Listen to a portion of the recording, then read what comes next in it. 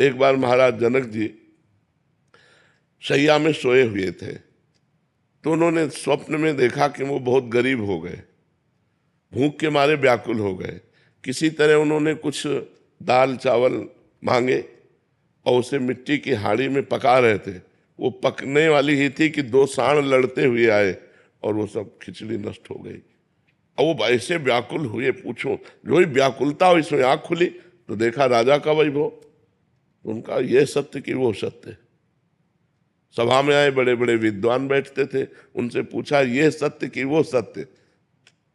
अब ये और वो का तात्पर्य कोई जाने तो उसका निर्णय करे। उनका भाव था ये सत्य जो देख रहा हूं या जो स्वप्न में देखा वो सत्य।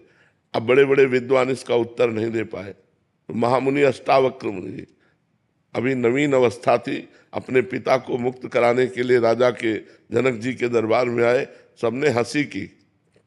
तो पहले ही उन्होंने कहा कि हमने तो सुना था जनक का दरबार ज्ञानियों का दरबार है, यहाँ तो हमको सब चमड़े की पहचान और मांस की पहचान करने वाले दिखाई दे रहे हैं। तो उन्होंने कहा कि ऐसा आप कैसे कह सकते हैं।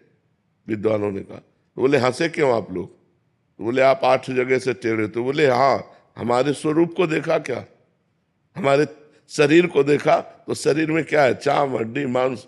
तो यही चीज देखने वाले आप लोग हो, आप लोग ज्ञानी तो हो नहीं, क्योंकि ज्ञानी स्वरूप देखता है, शरीर नहीं।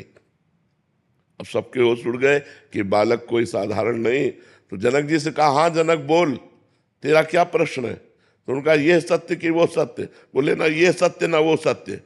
जब तू जागृत में था अपने को राजा देख रहा था, थोड़ी देर में स्वप्न में गया तो भिखारी देखा, सब कुछ दुखमय लगा।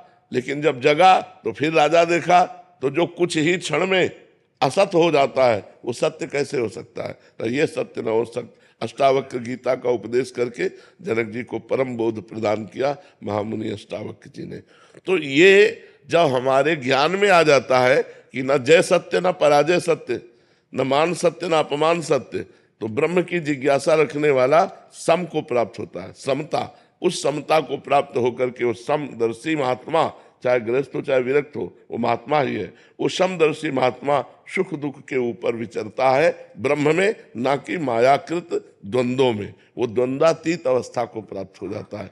अब इसके प्राप्त करने के लिए हम गृहस्थ हैं, हमारे द्वारा सारे कर्म हो रहे हैं, परिवार का पोषण करना, अर्थ की प्राप्ति के लिए प्रयत्न करना, लेकिन ये सब माया का नाटक है, ये जानते हुए ये सत्य नहीं है।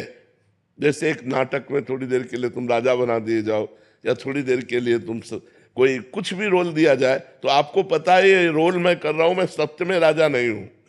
ऐसे ही आपको पता है मैं आत्मस्वरूप ब्रह्मस्वरूप हूं, मेरा ये कर्तव्य नहीं है। ये जो कर्तव्य हो रहा है मायाकृत है, 3 गुणों के अंतर्गत है, इसलिए वो कर्तव्य करता हुआ भी ज्ञानी अकर्ता रहता है। वो सुख दुख के बीच में रहता हुआ भी वो सुख दुख का भोगता नहीं रहता। पर ये बात केवल प्रवचन से समझ में नहीं आएगी, साधना करनी पड़ेगी। लोक परलोक के समस्त भोगों से वैराग्य, सत असत का विवेक, इंद्रियों का दमन, मन का दमन, तितिक्षा, सहनशील, श्रद्धा, शास्त्र और गुरु के वचनों पर दृढ़ विश्वास, मुमुक्षुता, मैं मुक्त होना चाहता हूं, तब ये ज्ञान टिकता है। जब कठोर नियमों के द्वारा निरंतर ब्रह्माकार वृत्ति संसार के समस्त कार्य करते हुए, अब आप सोचो अपने लोग तो इतना कार्य नहीं जितना राजा जनक जी को कार्य। राजा को कार्य होता है ना, कोई सोचे कि ज्ञानी महापुरुष क्रिया रहित है बाहर से, तो ऐसा नहीं। वो क्रियापरायण होते हुए भी कर्ता भाव रहित है। कोई सोचे भक्ति कैसे हो सकती गृहस्थी में। अम्बरीश जी चक्रवर्ती सम्राट महाभागवत, राजा जनक जी परम ज्ञानी, दोनों, एक महाभक्ति में और एक ज्ञानी में, दोनों चक्रवर्ती सम्राट राजा होते हुए भी अपने कार्य को कर रहे हैं। इसका मतलब है क्रियाएं गुणानुगुण वर्तनते मनुष्यापार्थ सर्वसा। क्रियाएं मायाकृत है और मैं उसका दृष्टा हूं, मैं करता नहीं हूं।